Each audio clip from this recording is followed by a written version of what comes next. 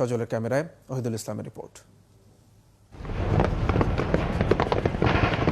দেশের অভ্যন্তরে ঢুকে পড়েছে 600 থেকে 700 সদস্যের সশস্ত্র একদল শত্রু সেনা। তাদের হঠাতে সেনাবাহিনীর 55 পদাতিক ডিভিশনকে রাজবাড়ী জেলার বালিয়াকান্দি উপজেলার গড়াই নদীর পাড়ে চর মহেশপুর ও চর গোয়ালন্দ গ্রাম দুইটির নিয়ন্ত্রণের দায়িত্ব দেওয়া হয়। গ্রাম দুইটির দুই প্রান্তের শত্রুদের ফাঁকি দিয়ে বেল্ট 20 ও পরিবহন বিমান থেকে ভূমিতে 80 জন প্যারাট্রুপার অবতরণ করেন।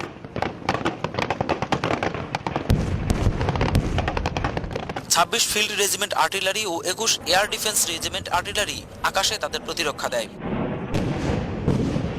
22 ও 17 ইনফেন্ট্রি ডিভিশন এবং 25 ইস্ট বেঙ্গল রেজিমেন্টের পদাতিক সৈন্য ও প্যারা কমান্ডোরা একত্রে শত্রুদের উপর বহুমুখী আক্রমণ পরিচালনা করে।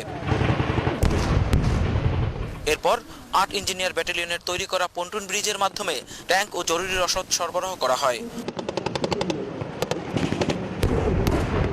এমন করে 55 পদাতিক ডিভিশনের general officer commanding SM Motiur রহমানের নেতৃত্বে শত্রুদের হাত থেকে দুইটি গ্রামকে রক্ষা করে ব্রিজেট স্থাপন করে সেনাবাহিনী।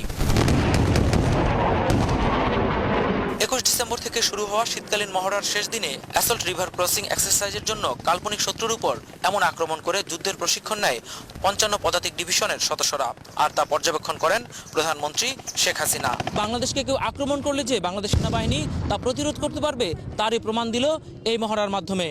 2030 সালের মধ্যে বাংলাদেশ সেনাবাহিনীকে একটি অত্যাধুনিক বাহিনী হিসেবে গড়ে তোলার লক্ষ্য নির্ধারণ করেছে বর্তমান সরকার। পরে প্রধানমন্ত্রী শেখ হাসিনা সেখানে একটি দরবারে অংশ নেন, 3000 সেনাবাহিনীর সদস্যদের উদ্দেশ্যে বক্তব্য দেন। মহড়ার প্রশংসা করে প্রধানমন্ত্রী বলেন, জাতিসংঘ শান্তিরক্ষা মিশনে সশস্ত্র বাহিনীর ভূমিকাও প্রশংসা কুড়িয়েছে। স্বাধীনতা সার্বভৌমত্ব রক্ষায় যে কোনো অশুভ শক্তিকে দৃঢ়ভাবে প্রতিহত করতে আমাদের সেনাবাহিনী সম্পূর্ণভাবে প্রস্তুত এবং তা অত্যন্ত দক্ষতার সাথেই প্রস্তুত। প্রতিরক্ষা বাহিনী জয়ী হতে পারে যাদের প্রতি মানুষের আস্থা বিশ্বাস থাকে, এবং মানুষের আস্থা বিশ্বাস অর্জন করা আমরা রাজনীতি করি, আমাদের জন্য যেমন প্রয়োজন তেমনি আপনাদের জন্য প্রয়োজন।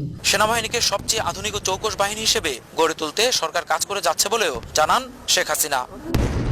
ওহিদুল ইসলাম, 71, বালিয়াকান্দি, রাজবাড়ী।